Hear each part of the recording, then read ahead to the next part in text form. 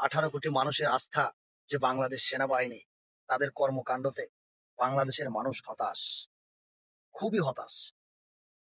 আমি বুঝতেছি না রে ভাই, আপনারা কি করতে চাচ্ছেন?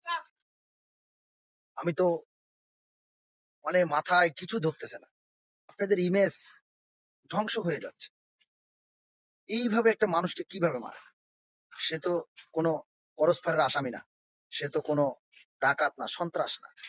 তো তাকে কিভাবে এইভাবে মারছে?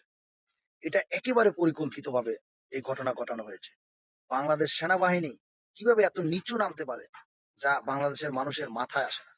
তো আমি চাই বাংলাদেশ সেনাবাহিনীর যদি এই ভালোবাসা তাদের প্রতি বাংলাদেশের 18 কোটি মানুষের আস্থা ফিরিয়ে আনতে চান, 24 ঘন্টার ভিতরে এই সাথে যারা জড়িত, যারা এই বিপিনুরকে এইভাবে মারছে, তাদেরকে আইনের আওতায় আনুন।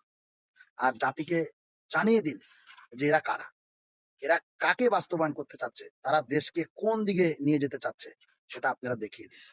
বাংলাদেশ সেনাবাহিনী এত নিচে নামতে পারে সেটা আমার মাথায় আসলে আসে না।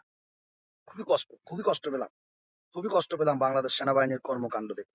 জানি না সামনে তারা কি করে, সামনে তারা কতটুকু উন্নত করতে পারে, কিংবা সামনে তারা বাংলাদেশের মানুষের কতটুকু আস্থা আনতে পারে। তো আসলে আমার আর কিছু বলার ভাষা নেই। রাখি, আল্লাহ হাফেজ।